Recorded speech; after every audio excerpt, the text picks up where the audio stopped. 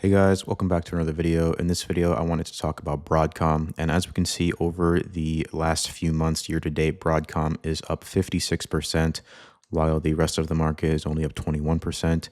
We can also see that one of their main competitors, NVIDIA, is up 143%. So all in all, it looks like the tech sector is doing really well right now. But in this video, I wanted to talk about Broadcom and their recent financial results to try to figure out if this stock is a good place to put your money right now and invest to get a short-term or long-term return. And also with the elections coming up, as well as with the Federal Reserve talking about lowering interest rates, there are some interesting things happening in the economy right now that could end up resulting in an increase in the value of your stocks, especially in the tech sector.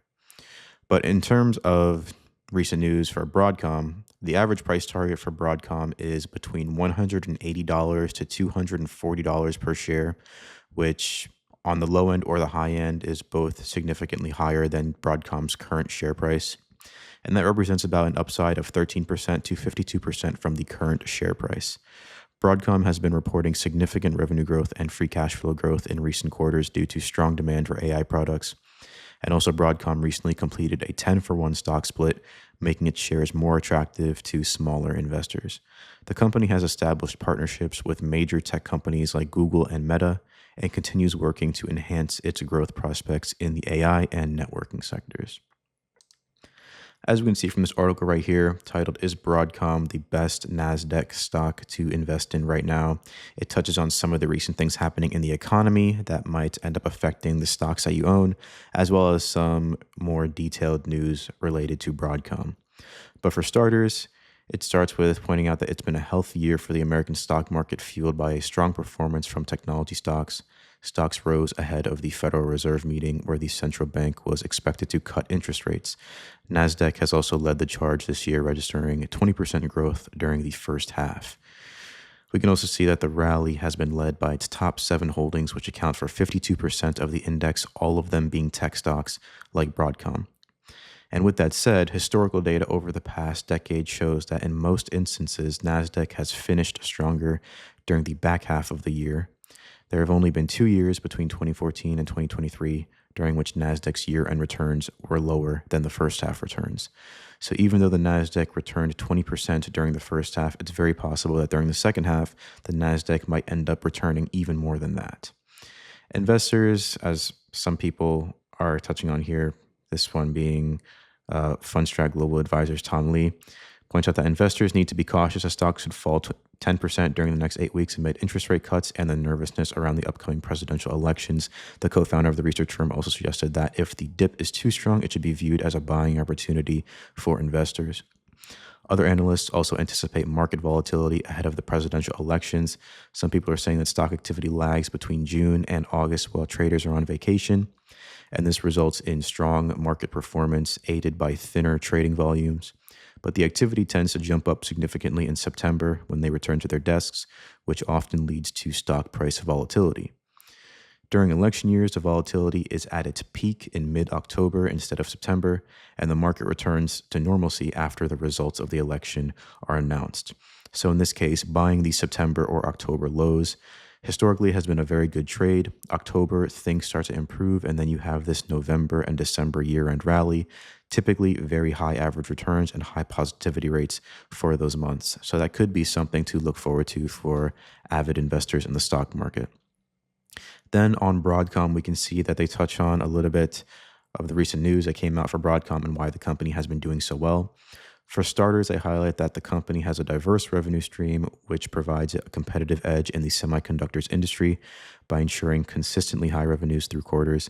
It offers a wide range of products and services, including wireless chips, AI networking solutions, and other accessories for 5G-compatible smartphone manufacturers, and the company also sells optical components to firms in the automotive and industrial space. Their recent $69 billion acquisition of cloud computing company VMware in November last year has already been paying dividends in the form of increased revenue in the infrastructure software segment. During the quarter, the segment generated revenue of $5.8 billion for Broadcom, which was 200% higher year over year. And of this amount, $3.8 billion, or 65% of that, came from VMware. They touch on right here that the recently acquired VMware is the leader in virtualization software targeting the enterprise market. The integration of VMware is tracking ahead of plan as management has simplified its product bundles, transitioned to a subscription revenue model, and reduced operating costs. Further reasons to be bullish about the stock stem from the fact that Broadcom ended the quarter three with $10 billion in cash, and it is also taking steps to reduce its debt. Moreover, there are reports that the company has been in talks with OpenAI on the development of new artificial intelligence chips, which will help ChatGPT Maker overcome the shortage of expensive graphic processing units by having Broadcom's chips. So Broadcom is not only able to capitalize on this acquisition of VMware, but also able to turn OpenAI, the creators of ChatGPT, into a customer with their graphics processing units. Then this could obviously end up producing more revenues and profits for Broadcom in the future. On top of the fact that there's going to be some upcoming volatility as a result of the elections and the lowered interest rates from the Federal Reserve. But as the Fed lowers interest rates, then it's possible that investors will end up investing more into the stock market or in other areas of the market as a result of money becoming cheaper to borrow. So a lot of interesting news coming out for the stock market, especially for the tech sector, which Broadcom is obviously in. So now we can see these financial statements for Broadcom for Q2 and Q3 of fiscal year 2024. For the quarter ended in May 2024, they had total revenues of $12.4 billion, which was up 43% from $8 billion year over year. And then we can see for net income, unfortunately, net income was down 39% from $3 billion to about $2 billion year over year. For Q3, for the quarter ended August 2024, we can see that total revenue was $13 billion, which is up 47% from $9 billion year over year. And then we can see that, unfortunately, for Q3 of 2024, they had a net loss of about $2 billion, which is down from net income of $3.3 billion year over year. However, this loss came primarily from a one-time tax provision of $4.5 billion, as you can see right here, compared to their tax provision of only $270 million last year. So if you take that into account, then obviously Broadcom's net income would not have been a net loss. So hopefully in the future, they'll be posting more net earnings instead of net losses as a result of the fact that this is only a one-time provision of $4.5 billion for income tax. Also, if we go to page 7 here and look at their cash flow statement, we can see for the first 3 quarters of the year ending in August of 2024, they had, operating cash flow of $14 billion, up from $13 billion year over year. And we can also see that they paid out dividends of $7 billion and repurchased common stock of $7 billion as well, in both cases up from about $5 to $6 billion last year. So about $14 billion total here and a little under $12 billion total here. So definitely good news for investors that Broadcom is buying back more stock. That's going to reduce the amount of shares outstanding and increase the share price, and also paying out dividends, a good thing, especially in the tech sector, which is pretty rare to see for a tech company. So now we can look at this Excel sheet to try to get a better grasp on the intrinsic value per share for Broadcom. We can see the intrinsic value I have here is estimated to be $81 per share. I got that using their historic free cash flow growth of 13%. In 2019, they posted free cash flow of $9 billion, and in 2023, they posted free cash flow of $17 billion. So that's where I got the 13% growth rate from. I calculated their discount rate for the weighted average cost of capital using this calculator right here. You can pause the video to get a better look at it if you'd like. And so based on that, coupled with the fact that they currently have a net debt position of $30 billion and a little under 5 billion shares outstanding, puts their intrinsic value per share at $81 per share, which compared to the current share price means that Broadcom would be overvalued at the current share price. You probably want to buy it for a price a little cheaper than this. But obviously keep in mind, this is assuming that their free cash flows are going to grow at the same growth rate for the next 5 years as they have for the last 5 years. If Broadcom is able to accelerate their growth with their acquisition of VMware, along with the different things happening in the economy right now, then it's possible that Broadcom could be trading below intrinsic value per share. Then we can see right here, I did an industry analysis comparing Broadcom to some of their main competitors, in this case, NVIDIA and Qualcomm.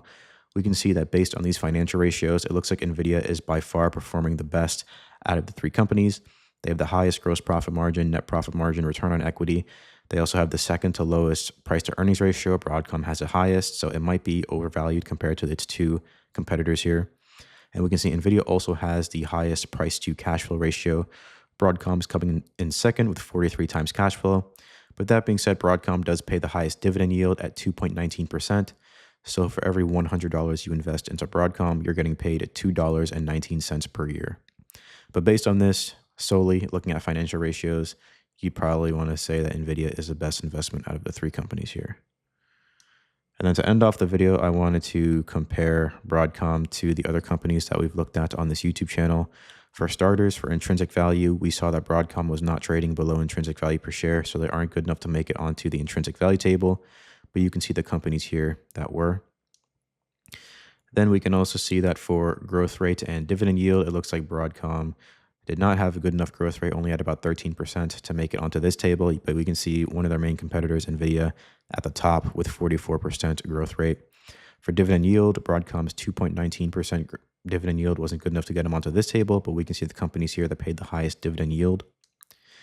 And then for profitability, we can see that Broadcom's gross profitability of about 60% was not good enough to get them onto this table, but their net profitability of 39% puts them in second place, right behind NVIDIA's 48%. So they have one of the highest net profit margins out of any company in the stock market that we've looked at in any industry. And then if we want to rank companies based on revenue and earnings growth, we can see that Broadcom, right now we haven't looked at many companies for Q3 and Q2 as we can see right here, but you can see where they place so far. But historically, we can see that Broadcom was able to make it onto the Q1 2024 revenue and earnings growth tables.